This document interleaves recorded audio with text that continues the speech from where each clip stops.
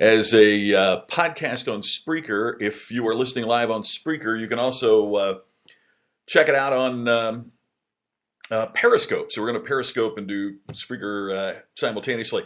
Hey to everybody!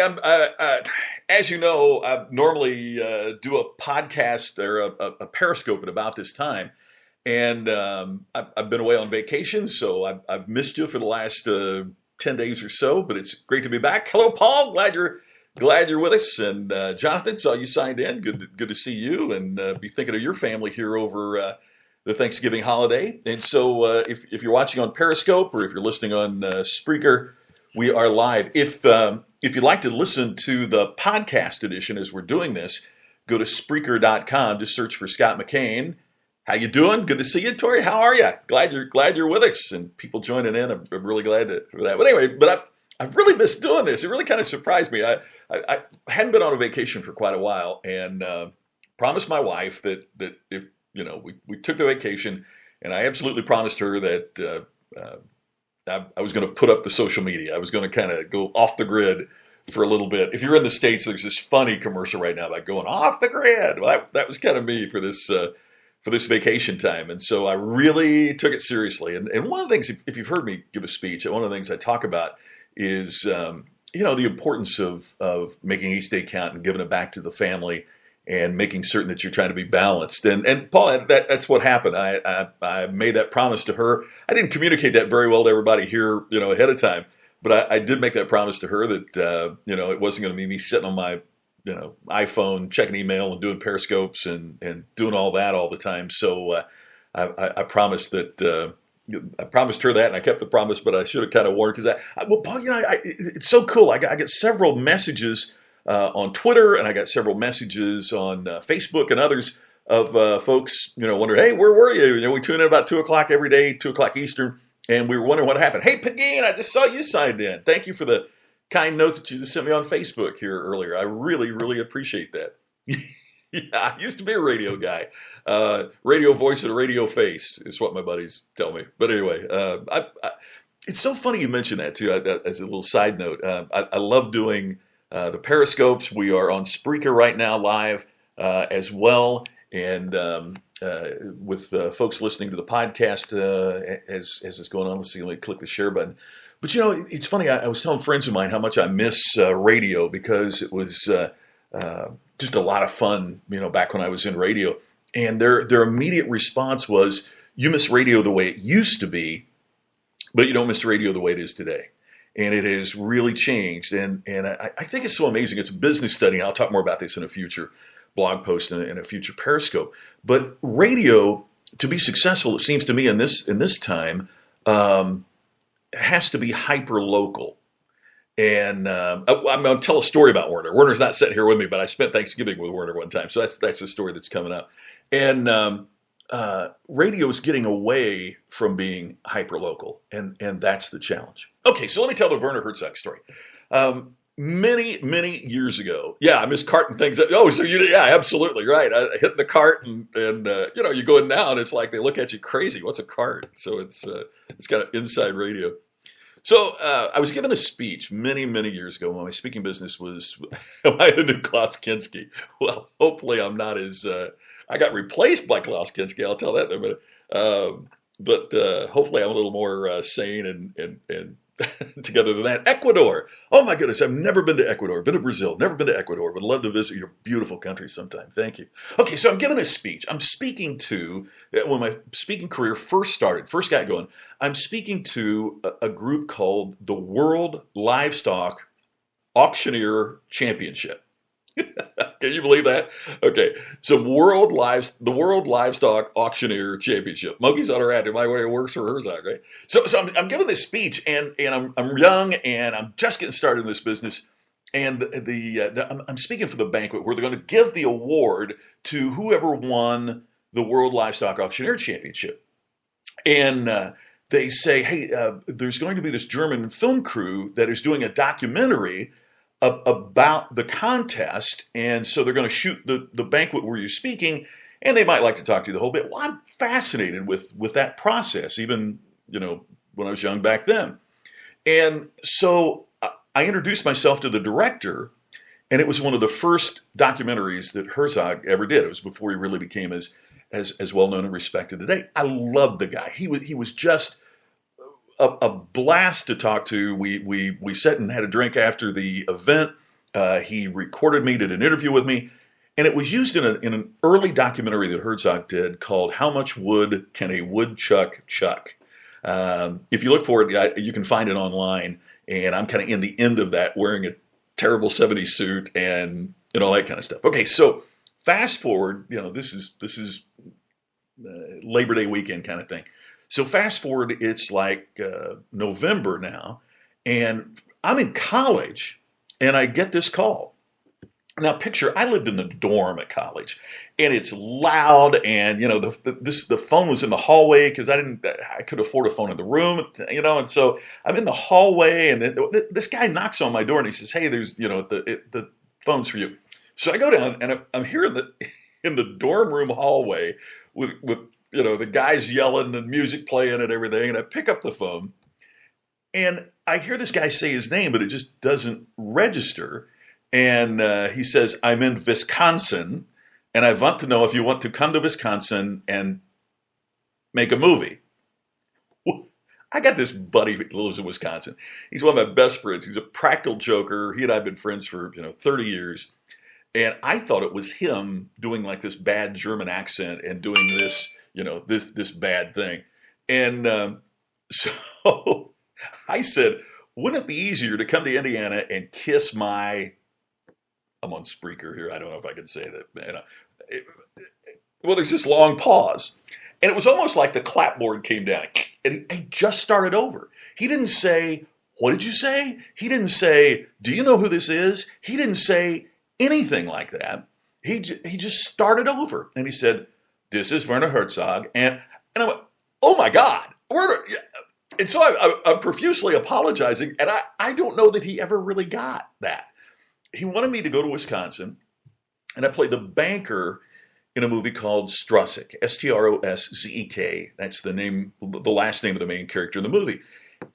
I'd never acted before. I had never done anything like that before. But he's like sending me this. He's offering me to come up and play the bad guy in one of his films, and I'm just amazed. And I met the guy, and I liked the guy, but I didn't really know the guy. And so I accepted. How do you say no to that?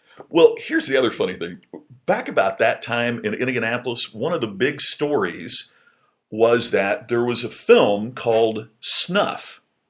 Now, it was a horror film, but the way that they were promoting that was trying to make you wonder, was this a real snuff film or not? Now, if you don't know what a snuff film is, it is an underground movie where someone's life is taken. I mean, they're snuffed out. That's why they're called a snuff movie. They actually, in real life, kill somebody on the film, which is obviously horrendous and horrific.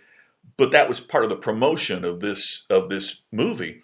And so it's not about tobacco, not that kind of stuff. Yeah. So I'm thinking about, oh my gosh, I don't know this guy. I'm flying to Wisconsin to make a movie. Who makes a movie in Wisconsin, right? And I get to the airport, and this is before e-ticketing and all that. So I get to the airport, and they've sent a one-way ticket. Well, now I'm just terrified. What have I got myself into? What am I doing? But the coolest thing was, so I'm going to the plane, and I stopped by to just get something to read because I'm flying to Minneapolis and connected there, and then flying on to Stevens Point, Wisconsin is where I'm flying to. And I'll never forget, there on the magazine stand was a Rolling Stone with Janis Joplin on the cover, celebrating her life and all that.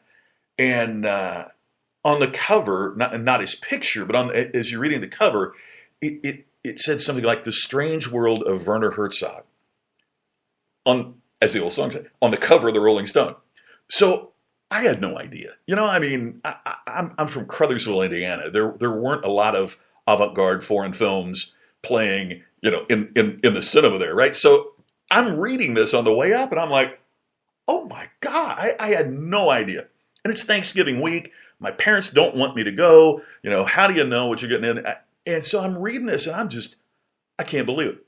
I get off the plane. He's at the airport to pick me up. It's such a low budget film. I mean, he's got the one basic rental car. They had two rental cars, a van and a car, and so he and Walter Saxer was the name of the producer, the guy that ran the production, and they pick me up and they drive me to the Holiday Inn in Stevens Point. Now, I've never acted in my life, right? And I'm hanging around, and the cameraman's name was Ed Lockman. He later shot some really interesting films. The one that David Byrne of the Talking Heads did, but he also was director of cinematography for Desperately Seeking Susan. I was not Caspar Hauser, but Bruno, that's in Caspar Hauser, is the lead character in Strasek. And so I play the banker that repossesses their home. And it was so interesting. Well, anyway, so one of the days we're supposed to be shooting is Thanksgiving. Well, none of the Americans, other than me, well, I didn't care, but none of the other Americans in the production wanted to work that day. So Herzog takes the day off, and we went out to one of the cast members' homes, which was very modest and very rural. We were shooting in Plainfield, Wisconsin, and we had this Thanksgiving with Germans who had never, ever done anything like that before, and it was just absolutely amazing. And Herzog had some very interesting observations. One of the things he said is it was so part of the American culture, and he meant that in a very positive way, to be grateful, to give thanks. And I thought that was such a fascinating perspective from someone, outside looking in. And that's really what the movie Strasek is about. It's about, it's a story of German immigrants who come to the United States expecting, the pot of gold at the end of the rainbow. Yeah, Duncan. Yeah, exactly. And if you're listening on Spreaker, I'm commenting on some of the things that are being posted on Periscope as we're talking here. But it was absolutely amazing. And the movie itself is about what happens to these immigrants who come to the United States, and they have been physically threatened in Germany. But what they find is that they're emotionally and spiritually threatened here because they're not prepared to do what it takes to turn their life into what they want it to be. And it was absolutely amazing to talk with Herzog about his movies. One of the things that I read that Vincent Canby had written was, Canby's quoted in I believe as I recall in the article in the Rolling Stone, that in every movie Herzog has a chicken, and it was speculating on the the metaphor of the chicken. What did that mean? What did chicken stand for? What was that all about? And so I asked Herzog, so Werner, why is there a chicken in every movie? And he said, I hate chickens. So the symbolism that everybody was discussing, it was just he hates chickens. So he puts this chicken in every film because he hates chickens. And there wasn't that deep meaning behind it that everybody was speculating that there was, which I thought was that was fantastic, because that's part of what makes movies great. And him getting the shot. Well, the story about the shot where I was there was the classic scene in Strasek where they pull the mobile home away. And him getting shot. Yeah. I'll come back to that in a second. There's a scene in Strasek where Bruno is watching, and I've repossessed his home, which is a mobile home, and he's standing, and the home is pulled away, and it's just the landscape, and he stands in position.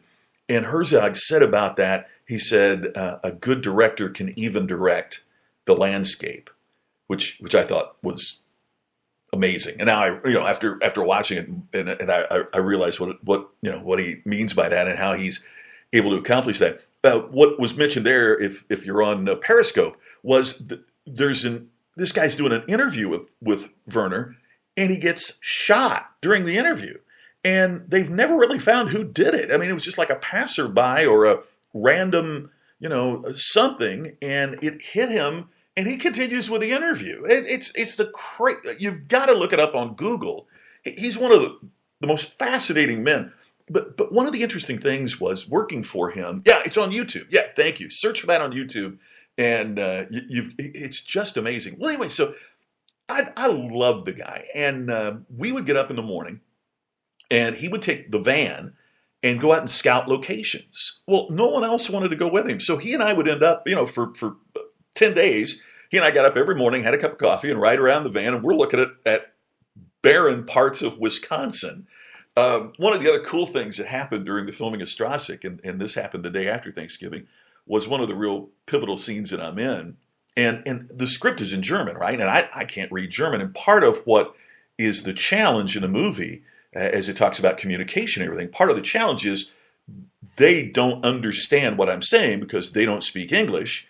And I just keep speaking English, and I really don't care. I'm there to do my job, and I say what needs to be said, and I do it with a smile and this fake courtesy and all that. And Strasik is on YouTube, by the way, if you want to check that out. But one of those main scenes we did in the first take, and everybody was saying, "Yeah, oh, it's your job for film." It is. It's hard work. I mean, it's so. You find the perfect place, and then they won't let you shoot on their property when you ask them for permission. I had no idea, everything that went into it to finding. I mean, people think it's about finding the right place, and you know this infinitely better than I, but it's not just finding the right place, and it's getting permission to shoot there, and it's negotiating what the deal is going to be, and it's so much more involved than I ever imagined. So, we found these great places, and there's this one we passed by it, and it was like, look, Werner there. And we would slam on the brakes. And it's this great scene with this little frozen lake that becomes this little scene in Strasik. And he and I found when we were out driving around that he almost drove by, and I was able to kind of go, hey, So one of the cool, crazy things about it was then it's, everything is over. Yeah, satisfying. Yeah. Something though, I'll come back to this in a second. I hated acting. I was very fortunate. The Boston Globe reviewer, they asked him what the most memorable moment in all of film was for the year that Strasik came out. And I mean, there were some blockbusters that came out that year. And he mentioned When I Repossessed the Home was his favorite moment, his favorite image in film for the year. And Roger Ebert, who I eventually became friends with, and I talked about this in my book, Create Distinction, said it was one of the 50 greatest films in the history of the cinema, which was high praise indeed, particularly from him. And so and he was so kind to loved my performance and got some great reviews. But I hated it. And here's why. And if some of the folks or speakers are still on with us, you'll know what I'm talking about. In acting, they told me what to say, and they told me how to say it, and when to show up, and what to wear, and everything like that. And we would keep saying it until we got it right? And so Werner was just a delight to be with and a delight to work with, and that. But the script is in German, and so he would tell me, okay, here's what I've written. When the scene starts, we're here, and when we get done, I want us to be here. And so here's what I've written. You just put that in the words that an American would use. Make it very American. But I'm still doing his thing. And Paul, yeah, you're exactly right. As a speaker, we are so used to writing what we believe in and writing what we think about and writing and being, engaged and passionate about what's important to us as we speak. And it was really, really interesting to have a situation where you're doing exactly what someone else says, not just the words, but also how you say it and how you're supposed to communicate it. And so when the cameras were running, there was a part of that that was kind of fun, but when the waiting is just, you'd wait till, there was one scene I got to tell you about now. I did not meet Klaus. I met everybody else from Thomas Mach, the cinematographer, to Herzog, to the entire crew, but Klaus was not a part of this. Although there is kind of an interesting story. I said I really got replaced by him. So everything went so great on Strasik, so that he's doing Fitzcarraldo, which is, if you haven't seen it, it's taking this boat over the mountain. That's just an incredible, incredible film. And he asked me if I was interested in being in Fitzcarraldo, which of course I was. But originally, it was going to be an English language movie. This was going to be his English language, because Strasik was kind of half German, half English. This was going to be his big English language debut. Jason Robards was going to be the lead character, and Mick Jagger was the other lead character. And then I was going to be one of them from what we talked about. Well, guess what happened? Jason Robards got so sick he couldn't do the film. They were trying to wait because Herzog was committed to him. and they were trying to wait until he got better. By the time he got better, the Stones were going out on tour, and so Mick Jagger couldn't do it. So Herzog just scrapped the plans to make it a German film, or make it an English language film, and instead made Fitzcarraldo a German film. So he went to Kinski and had him play the part instead of Jason Robards. But that part was originally written in English and originally written for Jason Robards. And I think, God, how different would my life have been if I'd done the second movie, right? And Fitzcarraldo was recognized as another classic of the cinema. To tie a ribbon around this story, so not long before he passed away, Roger Ebert got in touch with me. And he did a program called Ebert Fest. It was at the University of Illinois. And he'd show his favorite films. Well, like 3,000 people would come to this and celebrate the films that Roger loved and everything. And I think they kind of knew that this was probably, not certainly, but probably going to be Roger's last Ebert Fest. And he wanted to honor Werner Herzog because he was one of his, if not his favorite, filmmaker. And I'd kind of had a little acquaintanceship with Roger. Oh, thank you. I appreciate you saying that. Thank you. I hope you enjoyed it. Hope you come back. And so Ebert got in touch with me and asked if I would come back and surprise Herzog, and we could be reunited. And it was so funny because the film was so many years ago, and if you watch it, we all change as we get older, and I don't look the same. And I walked up and I started talking, and he could tell he didn't. And then all of a sudden, his eyes got big, and then he burst into tears. And my wife was there, and he hugged me, and it was just an extraordinary experience. So then we see the movie in front of 3,000 people or so, and Herzog said, "Tonight is one of the great nights of my life because I've loved this guy," and introduced me to the crowd. And then so then they played the movie. My first scene is they open up the door of the trailer, and I'm standing there, and the audience applauded. It was one of the great nights of my life. It was so cool. But he's such an interesting man. Well, let's tie this, as I try to do everything, to being distinctive. First of all, Herzog is an incredibly distinctive filmmaker. If you aren't familiar with his work, watch it. It's hypnotizing. Matter of fact, he did one film in the early days where he hypnotized the entire cast, and they performed hypnotized. He is one of the most amazing and unique filmmakers in the world because, in part, he follows his own vision.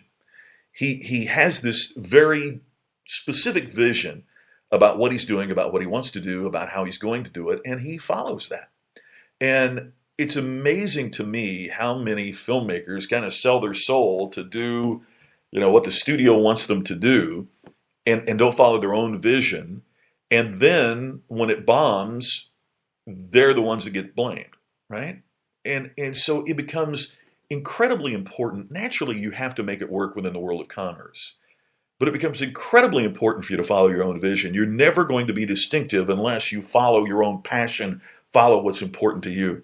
Second thing that I learned from Thanksgiving with Werner Herzog and watching him is that while the rest of the world may perceive you as being weird or crazy or wild, have a team around you that really believes in you. When you ask people about Werner Herzog, one of the first, oh, what a crazy man, and he is eccentric and he is very different, but yet the people that work with him and know him would go through a brick wall for him. I haven't seen him now for 6-7 years, I think it is. And I would too. I mean, he's just that kind of leader, just that kind of person. And so when you can assemble a team of people who believe in you that much, or get friends who believe in you that much, or people who believe in your project that much, it makes an incredible dramatic difference. Now, I'm not talking about the people around Werner are not yes men and yes women. They're not agreeing with everything that he's saying, and I don't think he'd want it that way. But they take a bullet for him, or Werner took one for himself, as you'll see on the YouTube video, right? But that's absolutely incredible as well. The final thing that I kind of learned that really shaped a lot of what I do is that you never get into the movie without a script. You know where you're going. And I think a lot of us live life day to day, and we're thankful for the day-to-day stuff, but we live life day to day. And Werner had a script. Now, as we were shooting the script, there was improvisation. Well, what if we did this? And what if we did that? Excuse me. So that's important too. But make certain you plan. So as we give thanks for this past year, and as we look forward to the coming year, I would encourage you to think about how you can be distinctly like Werner Herzog. And I would encourage you to think as Herzog thinks, I'm going to be out there. I'm going to follow my own vision. I'm going to do things the way that I want to do them within what will enable me to continue to be able to do this. I'm going to be scripted in terms of I'm going to know this is what I'm doing and this is where I'm going. But I'm also going to allow for the moment to strike me along through the process. I'm going to allow for the moment to be able to grow my creativity and grow my passion and grow my execution in a way that maybe it hadn't previously. So if you get a chance, take a look at Strasek. As I said, Roger Ebert named it one of the 50 greatest movies in the history of the cinema. You can find it online. I think it's free on YouTube. I play the banker that repossesses their home. Not a week goes by for the last however many years that I've been active on social media that somebody doesn't write and say, "Were you the banker?" And every week, I mean, because Strasek and even more importantly Herzog has so many incredible fans. So that's my encouragement for you. I know many of you that are watching aren't in the United States. Tomorrow is, if you're not in the States, tomorrow is our holiday called Thanksgiving. It's a day set aside to give thanks for blessings and thanks for family and thanks for friends. So please know that wherever you are in the world, I'm very thankful for you. So thanks for watching. Thanks for listening. If you were on Spreaker, and I look forward to seeing you again soon. Hey, Hobart, great. Thanks for watching. I appreciate you saying that. Thank you very much. Please come back. I'm here about 2 o'clock Eastern every day. Thank you very much, Paul. I appreciate that. And we'll see everybody again very soon. Thanks.